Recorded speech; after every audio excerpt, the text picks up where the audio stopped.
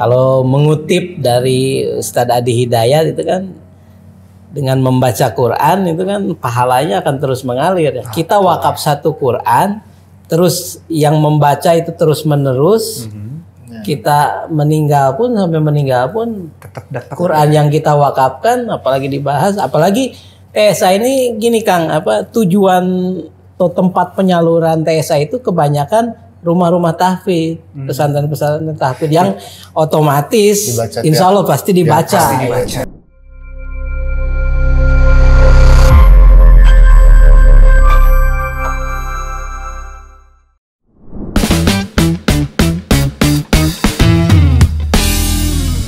Bismillahirrahmanirrahim. Assalamualaikum warahmatullahi wabarakatuh. Waalaikumsalam. Alhamdulillahirrahmanirrahim. Kita bisa jumpa lagi dalam program Sapa Komunitas di Syamil TV Inspirasi Kebaikan. Saya Muhammad Zikri yang akan menemani sahabat Syamil dimanapun Anda berada yang sedang menonton channel YouTube kami Syamil TV. Baik, Akang Teteh, sahabat sekalian dimanapun berada, banyak sekali cara kita untuk melakukan kebaikan dan kita juga bisa menyelaraskan kebaikan dengan sesuatu hal yang kita sukai. Misalnya, kira-kira hobi sahabat Syamil apa nih? Apakah hobi naik sepeda motor jauh begitu ya? Tidak hanya ke tempat kerja saja, tapi sambil menikmati alam, sambil menikmati suasana yang berbeda dari lingkungan tempat tinggal sahabat Syamil, pergi jauh, bertemu dengan orang yang baru, bertemu dengan suasana yang baru, silah ukhuwah dengan orang-orang saudara-saudara kita yang mungkin pada saat ini kita tidak kenal mereka, tapi siapa tahu nanti menjadi saudara kita.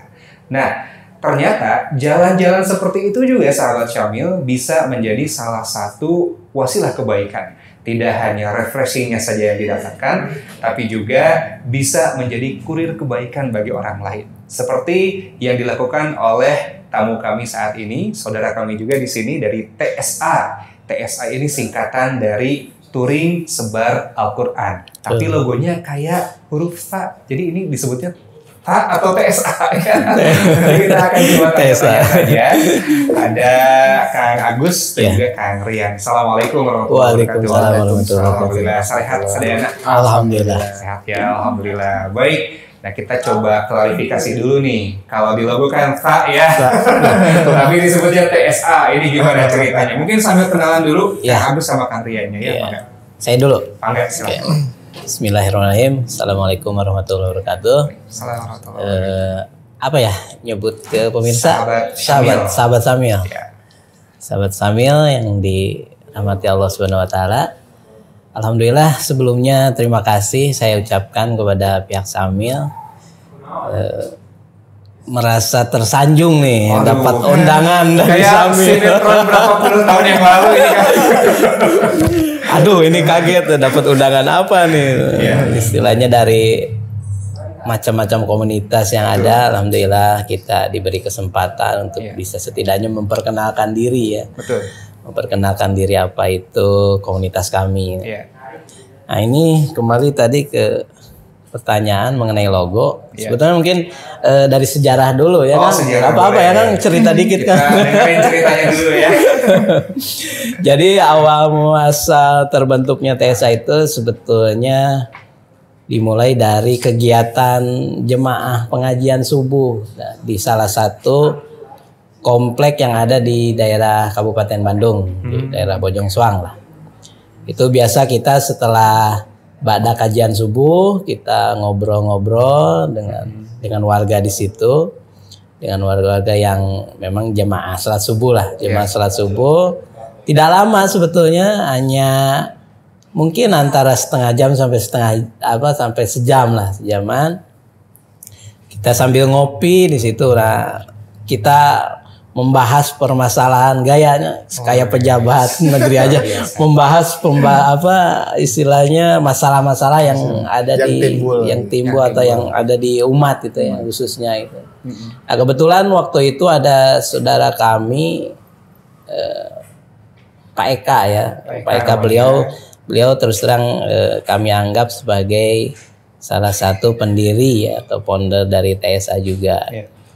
Nah, itu beliau bilang bahwa di salah satu tempat atau pesantren yang di daerah waktu itu pertama kali kita istilahnya apa menyalurkan Quran itu ke daerah Naringgul, Cianjur Selatan. Cianjur Selatan.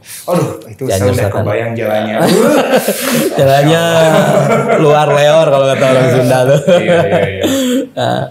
Nah, dari situ kita inisiatif, katanya ada saudaranya yang membutuhkan beberapa mushaf itu gimana nih kalau kita bantu.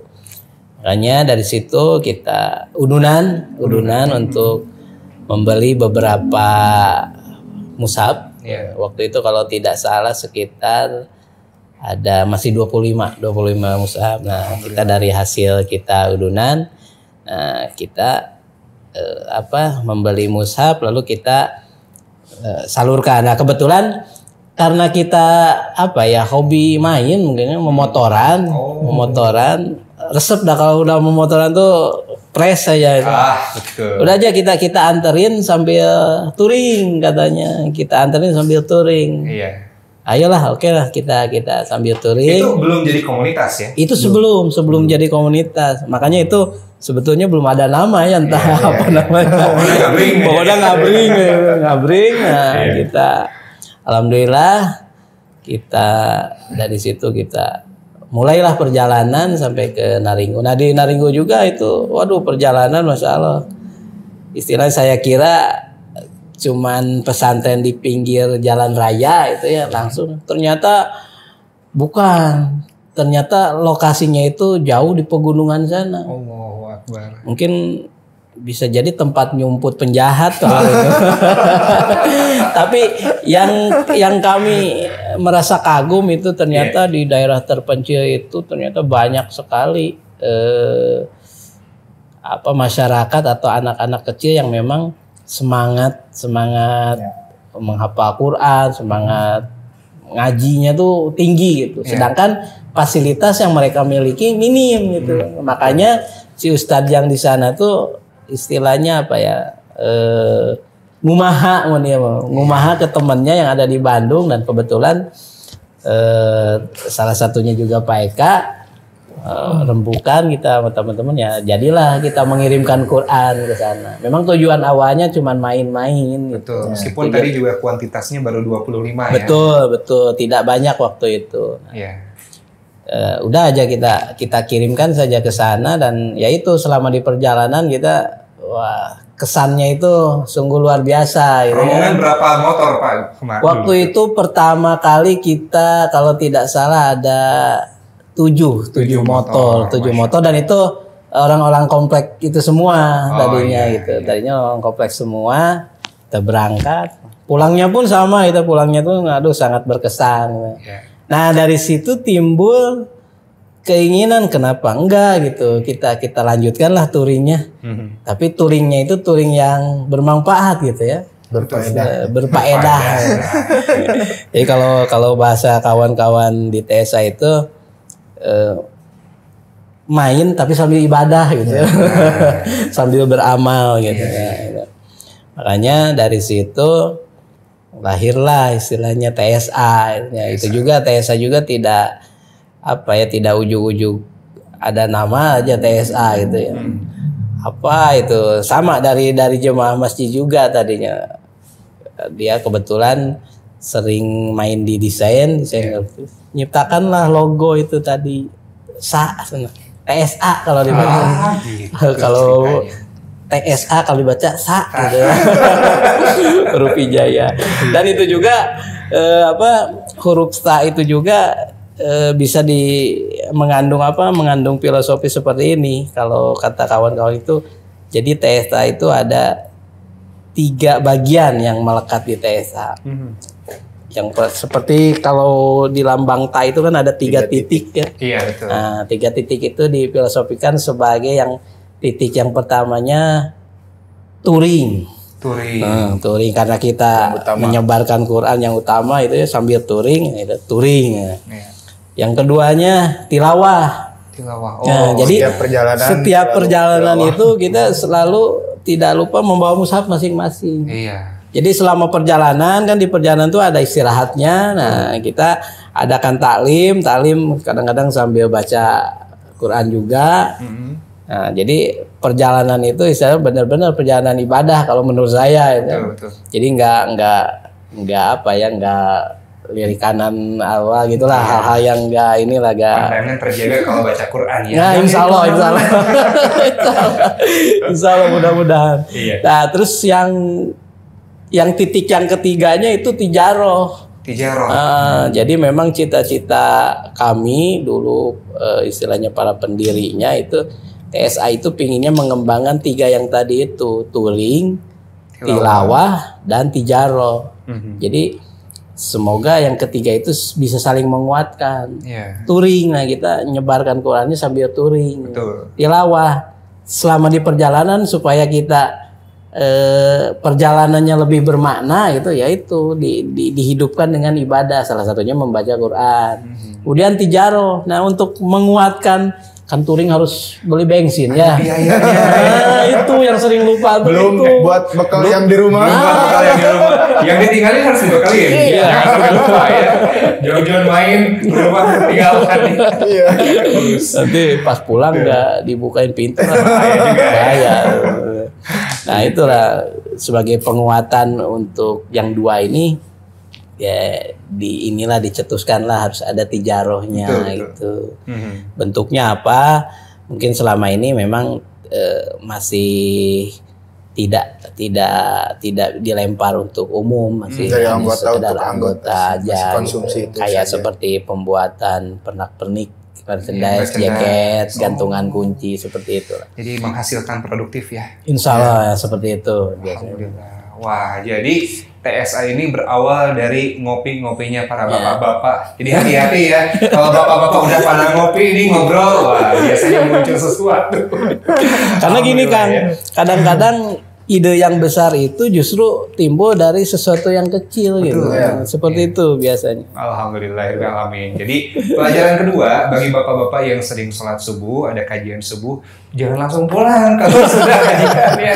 Ngobrol dulu kali aja, ada proyek kebaikan yang bisa dilakukan bersama kayak TSA ini ya. Betul. Alhamdulillah. Ini kan sejarahnya udah diceritain sama Kak Agus nih. Nah, kan awalnya TSA ini hanya buat orang-orang yang sekomplek ya. Nah, setahu saya tadi sempat ngobrol sama Kang Rian dari komplek yang lain, komplek sebelah. Nah, ini gimana ceritanya Kang Rian juga bisa gabungkan? Nah, sebelumnya mungkin perkenalkan diri ya. Boleh, enggak? Assalamualaikum. Waalaikumsalam warahmatullahi wabarakatuh. Di sini saya sebagai mewakilkan gitu ya teman-teman yang nggak bisa ke sini. Betul. Ya. Jadi dulu saya diajak teman sebenarnya, diajak teman. Kebanyakan kan orang-orang di TSA itu yang di komplek menyebarkan juga kayak memberi racun lah gitu. Memberi virus-virus gitu kan. Itu virusnya yang baik-baik ya. Teman, ayo ngajak touring gini-gini, cobain deh sekali pasti ketagihan, dan itu Masya Allah bener. Sekali ikut, wah Masya Allah kan saya belum pernah merasakan perjalanan spiritual yang seperti ini gitu kan. Tapi sebelumnya tuh kalau touring mas seneng nih Kang ya? Iya, sebelumnya emang suka touring, cuma kan ya touring-touring gak jelas lah kayak kalau dulu mah. Kalau sekarang pas begitu diajak, nah dari sana jadi dari mulut ke mulut gitu. Awalnya saya ngajak lagi temen, jadi alhamdulillah untuk sekarang anggota yang pasti itu ada kurang lebih 50-an. Kalau yang ini di grup umumnya kurang lebih 100 gitu. Alhamdulillah gitu kan. Ya paling kayak gitu dari mulut ke mulut, yuk ngajak yuk, ini ngajak lagi. Alhamdulillah sekarang makin besar. Ya, jadi kayak gitu. Dari rayuan-rayuan gombal. Pokoknya udah kena virus touring bareng TSA, Masya Allah ketagihan terus pokoknya. Dulu pertama kali touring Kang Rian ke mana tujuannya? Saya untuk pertama kali touring ke Talegong. Ya, ke Talegong. Cisewu, Pangalengan. Dan itu juga Masya Allah perjalanannya. Kita masuk ke dalam lagi, dan itu jalannya benar-benar setapak, kiri kanan udah jurang. Cuma satu motor, bener-bener gini terus ke bawah. Masya Allah. Bener itu. Dari sana, wah gini banget gitu kan. Perjalanan ya banyak hikmah lah dari sana gitu ya, banyak pelajaran yang saya ambil. Alhamdulillah dari sana. Ya udah, alhamdulillah sampai sekarang dipercaya sebagai ini, alhamdulillah. Iya. Jadi beliau itu biasanya yang nyiapinnya kayak gini. Kayak gini kebetulan. Video-videonya, ngambil foto ya, dokumentasinya. dokumentasi, gitu. bagian edit video kayak gitu. Alhamdulillah. Memang harus disiarkan ya. Iya, betul. Supaya orang lain terinspirasi juga. Betul. Nah, ngomong-ngomong tentang TSA kan memang dari judulnya juga sudah fokus ke Quran ya. Iya. Ada alasan khusus nggak kenapa memilih Quran yang ingin disebarkan begitu sambil touring? Nggak Iya. yang lain kan bisa aja misalnya tebar mukena misalnya alat sholat atau yang lain-lain. Betul. Jadi gini, di TSA itu ada moto ini raih cara cerdas meraih pahala tanpa batas. Cara cerdas raih pahala tanpa batas. Betul. Tagline-nya itu kalau TSA itu. Iya. Kenapa cara cerdas? Karena mungkin salah satunya dengan wakaf Quran itu udah pada tahu lah, yang lain juga pasti itu banyak siaran-siarannya nih. Karena saya lihat itu di medsos memang wakaf Quran itu memang sudah banyak dilakukan oleh komunitas lain, oleh lembaga lain gitu. Dan itu kenapa kita ambil seperti itu, dihubungkan dengan tagline yang tadi, cara cerdas meraih pahala tanpa batas gitu. Kalau mengutip dari Ustadz Adi Hidayat itu kan, dengan membaca Quran itu kan pahalanya akan terus mengalir ya. Kita wakaf satu Quran, terus yang membaca itu terus menerus. Kita meninggal pun, sampai meninggal pun Tetap dapat Quran yang kita wakafkan, apalagi dibahas, apalagi TSA ini gini Kang, tujuan atau tempat penyaluran TSA itu kebanyakan rumah-rumah tahfidz, pesantren-pesantren tahfidz yang otomatis Dibaca insya Allah pasti dibaca. pasti dibaca. Gitu. Makanya kenapa Al-Quran? Yaitu kita berkeinginan, bukan berarti yang lain enggak ini ya, kayak makanan kayak gitu. Itu juga baik. Itu juga baik, semua baik kalau kebaikan tuh. Tapi kita ingin ada lebihnya loh gitu. Lebihnya gitu. Kalaupun si ini santrinya udah tamat misalkan, selama Qurannya masih ada di pesantren, mungkin ada santri yang baru dibaca lagi. Nah, itulah mudah-mudahan jadi pahala yang tidak terputus gitu. Mengalir terus, makanya pahala tanpa batas itu seperti itu mungkin. Kalau dikaitkan investasi, kalau kita sebar Quran ke rumah tahfidz itu pasti produktif gitu ya. Insya Allah, pasti menghasilkan pahala karena pasti dibaca Qurannya. Betul. Masya Allah. Walaupun pada perjalanannya memang ternyata yang membutuhkan itu memang tidak hanya rumah tahfidz atau pesantren itu. Bahkan kita juga nggak tahu dari mana tiba-tiba ada orang-orang yang ke TSA tuh, kami masjid ini butuh Quran segini, butuh mushaf segini. Ya, jadi ada yang mengajukan juga kebutuhan. Betul. Jadi dalam jangka setahun ke depan kita udah ada list. Allah. Sampai Desember tuh, sampai Desember sekarang tuh kita udah. Sekarang yang bingung justru bagaimana kita mencari donaturnya. Ini dia ya. Gitu. Nanti insya Allah di akhir kita akan sampaikan juga, barangkali sahabat Syamil tertarik juga nih ingin investasi pahala juga. Kurirnya sudah ada nih, TSA betul. Insya Allah. Menyampaikan mushafnya. Nanti terus simak kami sampai di akhir nanti insya Allah. Tapi sebelum kita jeda dulu nih, penasaran sebetulnya background orang-orang yang tergabung di TSA, termasuk Kang Agus sama Kang Rian, aktivitas yang sehari-harinya apa, dan kenapa masih mau menyempatkan untuk TSA begitu ya? Iya. Mungkin dari Kang Agus.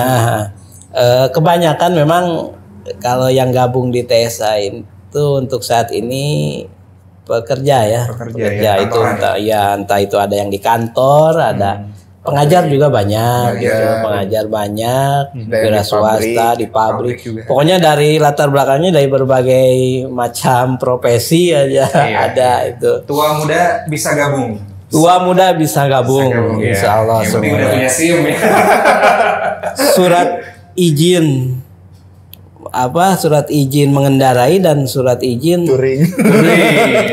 Dari siapa surat izin touring? Dari yang di rumah.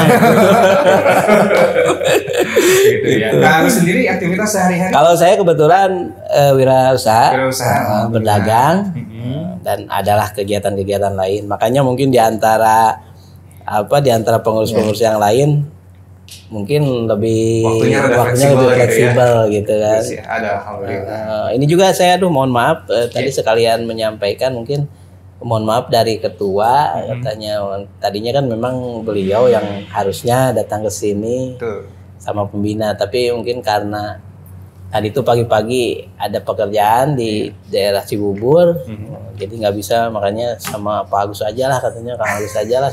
Aduh, ya udah mewakili saja. Alhamdulillah. Jadi akhirnya silaturahminya sama Kang Agus. Betul, ya. betul. Kalian sendiri aktivitas di mana nih? Kalau saya kebetulan driver ojek online. Ojek online. Iya, jadi alhamdulillah banyak waktu luang. Alhamdulillah. Alhamdulillah. Jadi refreshingnya touring ya. Iya.